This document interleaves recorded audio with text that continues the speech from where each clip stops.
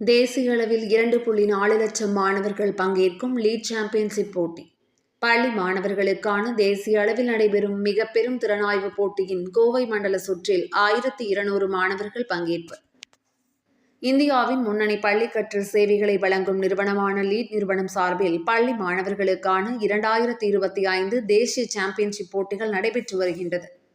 பள்ளி மாணவர்களின் திறனை வெளிப்படுத்த படைப்பாற்றல், கற்றல் திறன் ஆகியவற்றை கொண்டு பிற மாணவர்களுடன் ஆரோக்கியமாக போட்டியிடும் வாய்ப்பை இந்த போட்டி வழங்குகிறது. 7வது முறையாக நடைபெறும் இந்த போட்டியின் ஒரு பிரிவாக கோவை மண்டலத்தில் உள்ள மாணவர்கள் பங்கேற்கும் வகையில் இப்போட்டிகள் நடக்கிறது. கோவை அவிநாசி சாலையில் உள்ள சிற்ற அரங்கத்தில் கோவை மண்டல சுற்று வெற்றிகரமாக நடைபெற்றது. இந்தியாவின் சிறிய நகரங்கள் மற்றும் வளர்ந்து வரும் நகரங்களைச் சேர்ந்த மாணவர்கள் பெரிய மேடையில் பெரிய தன்னம்பிக்கையுடன் காலடி எடுத்து வைக்க இந்த தளம் உதவுவதாக லீட் குழுமம் சார்பில் தெரிவிக்கப்பட்டது.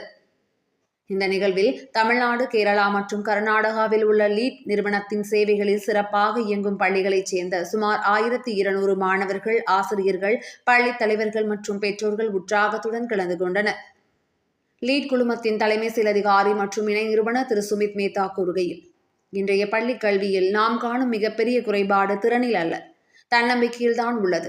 பல மாணவர்கள் கருத்துக்களை நன்கு புரிந்து கொண்டாலும் தங்கள் சிந்தனையை வெளிப்படுத்தி பேச அல்லது ஒரு பெரிய மேடையில் செயல்பட வாய்ப்பு கிடைப்பதில்லை.